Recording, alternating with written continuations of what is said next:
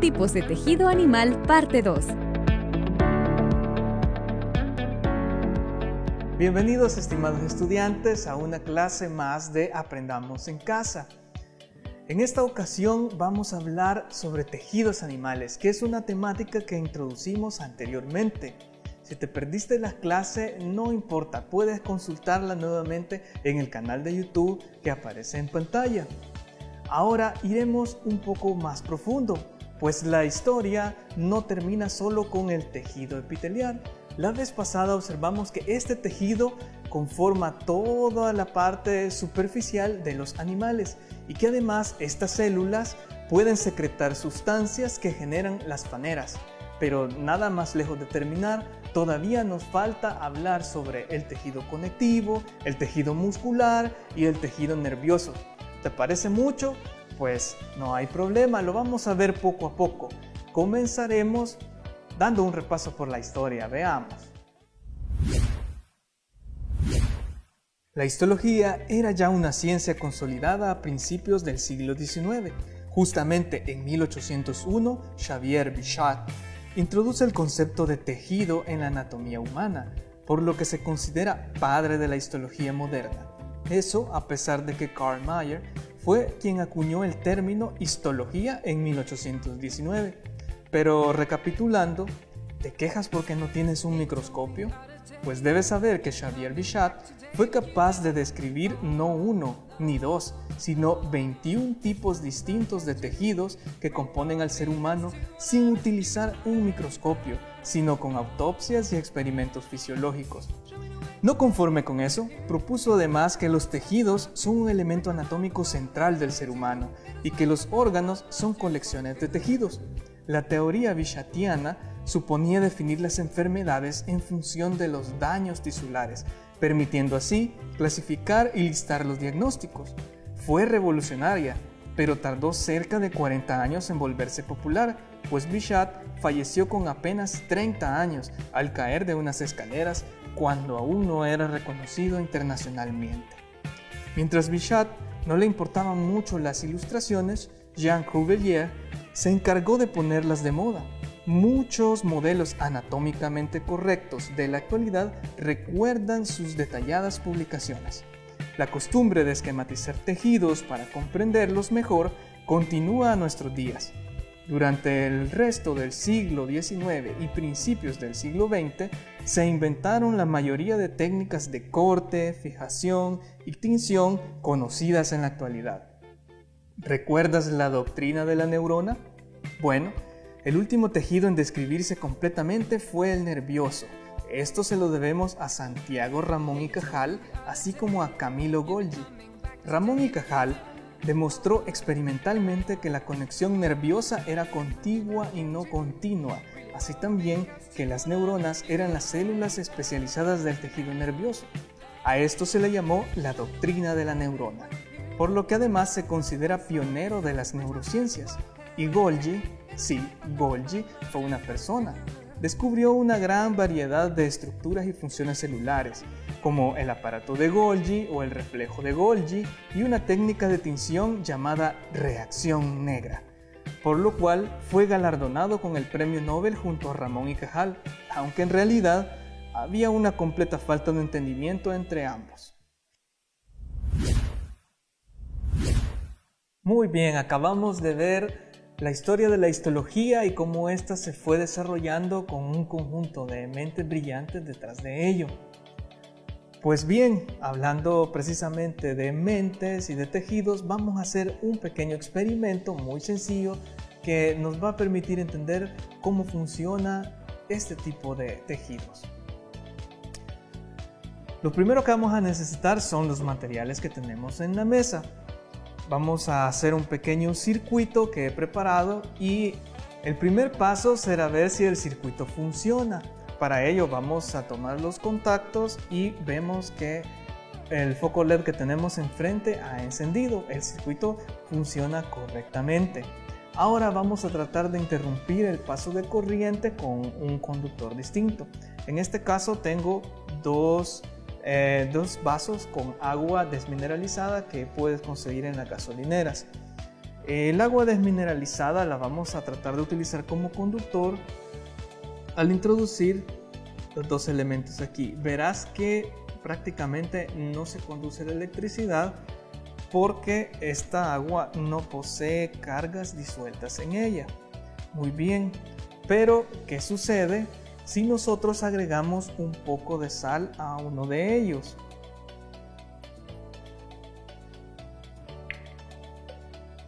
Muy bien, no se necesita mucha de hecho.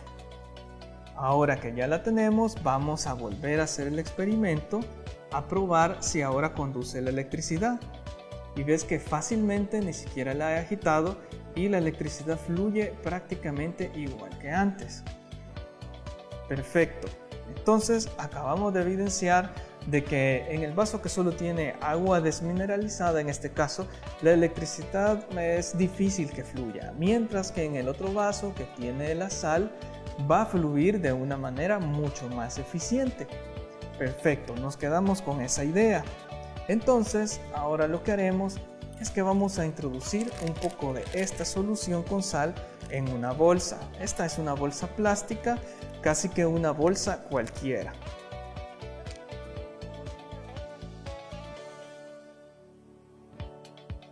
Listo. Ya tenemos la bolsa con nuestra agua que tiene sal. La vamos a sellar. Bueno, la vamos a cerrar. Ahora que ya la tenemos lista, lo que vamos a hacer es que la vamos a introducir adentro de este otro vaso, que como sabes tiene agua desmineralizada. Perfecto. Ahora vamos a tratar de ver si nuestro vaso que tiene la bolsa dentro conduce la electricidad. Vamos a volver a hacer la prueba. Puedes observar en el foco LED, también es muy difícil que se encienda, de hecho creo que no se podrá apreciar. Eso significa que la sal contenida dentro de la bolsa pues no ha pasado hacia el exterior del vaso, está contenido por esta estructura de plástico que no deja pasar los iones disueltos de la sal. Pero ¿qué sucede si ahora yo utilizo, por ejemplo, una aguja y empiezo a hacer agujeros adentro de nuestra bolsa? ¿Qué crees que va a suceder? Está fácil, ¿no? Lo que va a pasar es que el agua se va a empezar a intercambiar.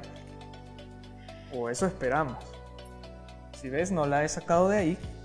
Y ahora que esperamos que los iones de la sal se hayan intercambiado entre ese medio interno y externo, veamos si puede conducir electricidad.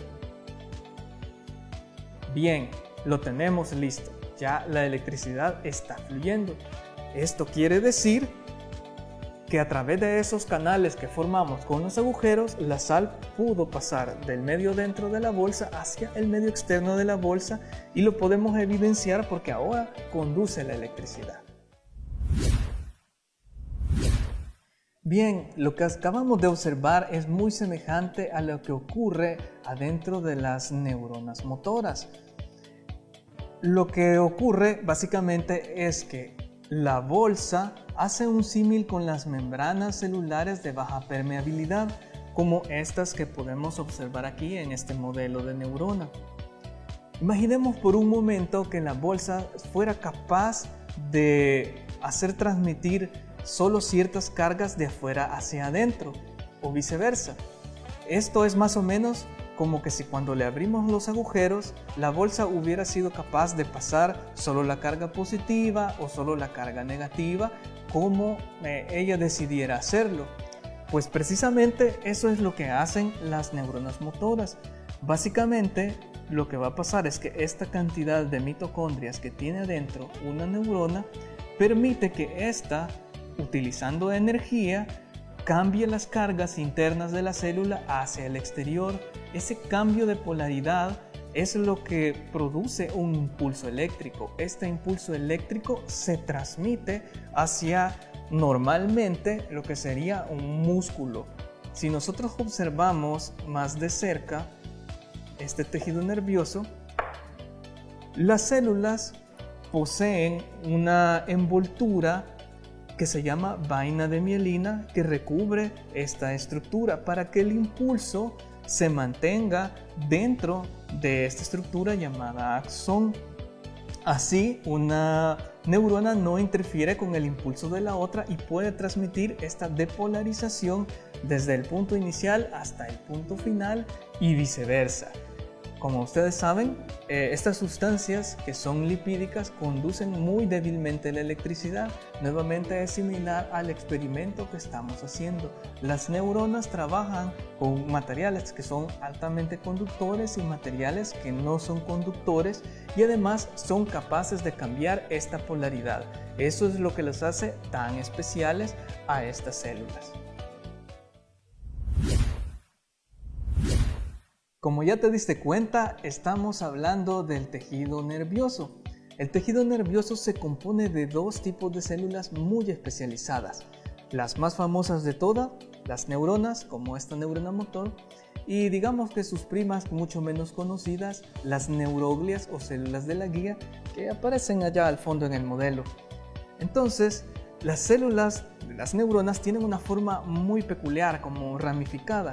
Se componen de un cuerpo llamado soma, que de hecho literalmente significa cuerpo, y de un filamento muy largo que llamamos axón, que es el que transmite los estímulos, como acabamos de explicar, otros filamentos más delgados que se conocen como dendritas y que sirven para comunicarse con las células cercanas. Estas dendritas, cuando se están comunicando con las otras, hacen una conexión a la cual denominamos sinapsis. Las neuroglias, por su parte, son células que dan soporte a las neuronas, es decir, tanto estructuralmente como también les pasan algunos nutrientes, ya que las neuronas son células muy caras, gastan mucha energía para poder realizar sus funciones, pero no tengas miedo de utilizarlas. Bien, ahora hablaremos del tejido muscular. Las células musculares son los miocitos. Al ser alargadas, también se les llama fibras musculares. Dentro de cada célula se encuentran las miofibrillas, unas estructuras proteicas en forma de varillas donde se efectúa la contracción muscular coordinada. Las fibras realizan el trabajo mecánico de contracción, acortándose y alargándose, pero no pueden empujar. Las células y sus tejidos se clasifican en dos grandes grupos: músculos estriados y músculos lisos. Los músculos estriados esqueléticos son los que permiten mover el cuerpo. Sus células están repletas de miofibrillas con franjas laterales o estrías muy visibles.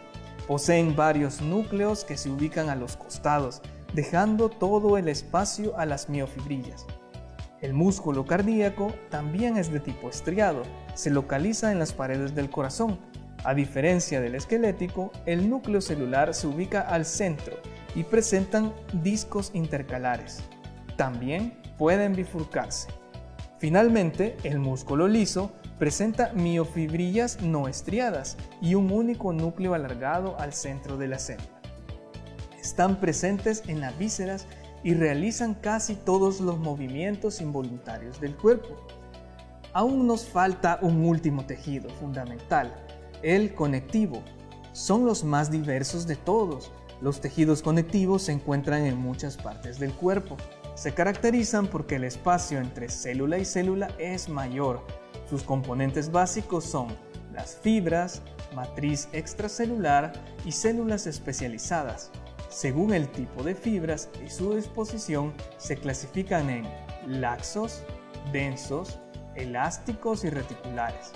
También existen otros tejidos conectivos que se consideran especializados. El tejido laxo es el más común. Se encuentra como un relleno delgado entre las partes del cuerpo y sirve como un reservorio de líquidos y sales. Las fibras las producen unas células llamadas fibroblastos. El conectivo denso es más fuerte que el laxo, pero menos flexible. Las fibras pueden estar organizadas de manera definida para brindar al tejido resistencia a la tensión. Este tipo de tejido se encuentra en los tendones. Los tejidos especializados son bastante diversos.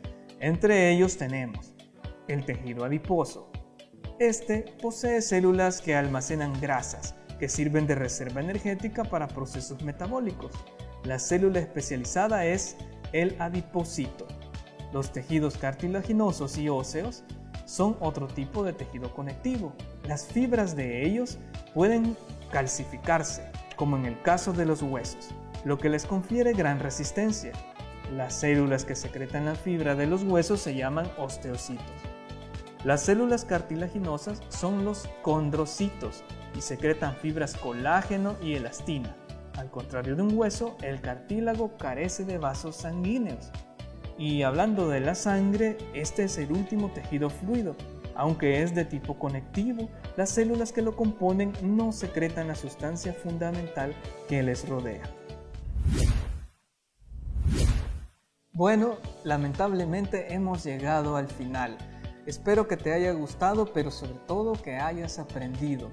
Recuerda mantener tus medidas de seguridad y continúa aprendiendo en casa.